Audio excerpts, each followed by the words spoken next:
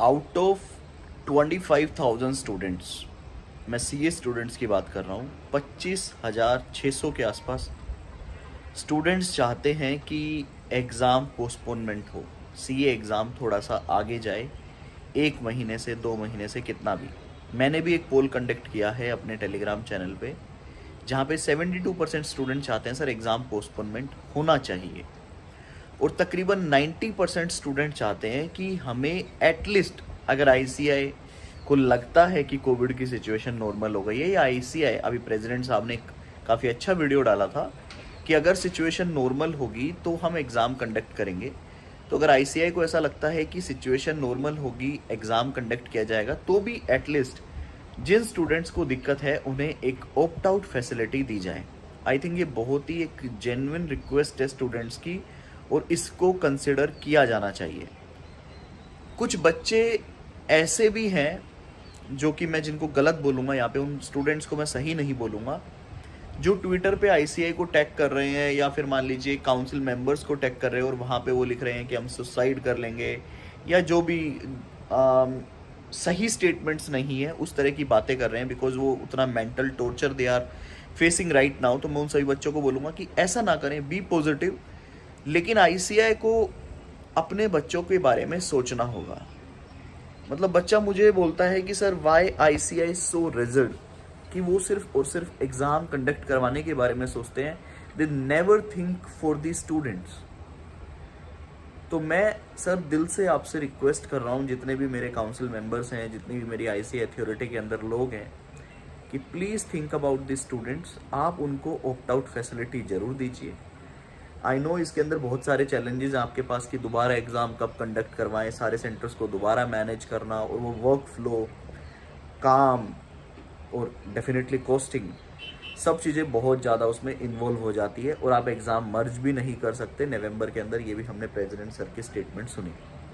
अगर आपको ऐसा लगता है सर, तो क्यों ना एक सेफर साइड आप एक स्टेप लें और एग्ज़ाम को एटलीस्ट जुलाई एंड या फिर अगस्त बिगिनिंग में आप एग्ज़ाम रखें। मैंने आई थिंक अपनी बहुत पहले भी एक वीडियो में बोला था कि एग्ज़ाम कंडक्ट करने का अगर कोई सही टाइम होगा तो वो होगा जब पूरा इंडिया सेफ फील करेगा। इंडिया जब सेफ फील तब करेगा सर जब साउथ बेल्ट भी ठीक रहे।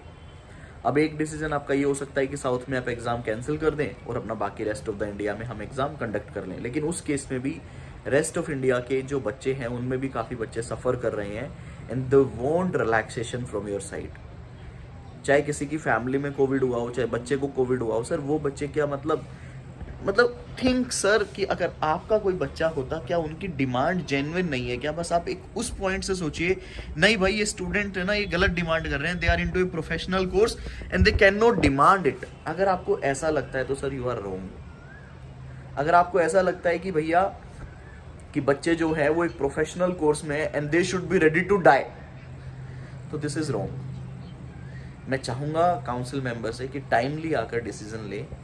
आप एग्ज़ाम कंडक्ट कर रहे हो, अच्छी बात है, आप कीजिए सेफ एनवायरनमेंट में एग्ज़ाम कंडक्ट, बट जो बच्चों के बेसिक अधिकार हैं, जो बच्चों की बेसिक आपसे रिक्वेस्ट है, पहले तो हम डिमांड वर्ड यूज़ कर लेते थे, लेकिन मुझे लगता है कि आपसे तो रिक्वेस्ट वर्ड ही आपके सामने रखना बहुत अच्छी बात है।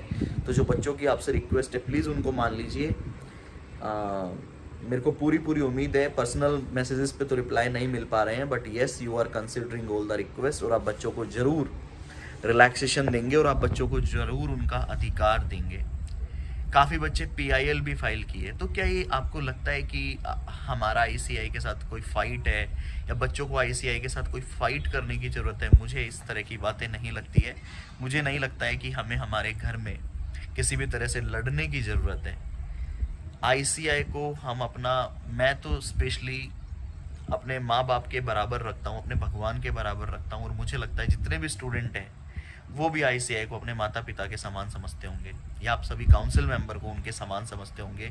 तो सोचिए सर, बीइंग ए पेरेंट, मतलब आप एक पेरेंट के लेवल पे बैठे हैं, being a parent of the so many childrens, so many students, क्या आप अपने बच्चों के अगेंस्ट सोचेंगे, या कोई भी आप ऐसा काम करेंगे जिससे आपके बच्चों का नुकसान हो? मैं आपसे दिल से रिक्वेस्ट करता हूँ, as a teacher, as a member of this institute, कि सर आप बच्चों के फेवर में डिसीजन लीजिए। आपको लगता है कि यार एग्ज़ाम कंडक्ट होना चाहिए, आप एग्ज़ाम कंडक्ट कीजिए, लेकिन जो एक दूसरी साइड ऑफ स्टूडेंट है जो अभी एग्ज़ाम नहीं देना चाहते, आप उनको नेगेटिव तरीके से मत देखिए। This is a professional course, why you are not ready, why you are not studying. Please आप उनको एक दूसरी दया की भावना से देखिएगा कि situation is not good, we are not stable, they need time.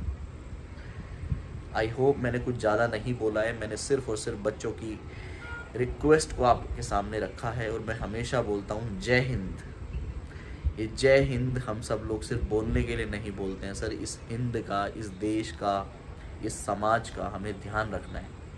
अगर हमने उसका ध्यान रख लिया, उसको सबसे ऊपर रख लिया, तो हमने हमारे जीवन में बहुत कुछ कर लिया। और मुझे लगता है आप भी इस हिंद का ध्यान रखेंगे, इस देश का ध्यान रखेंगे। बाय बाय, टेक केयर, जय हिंद।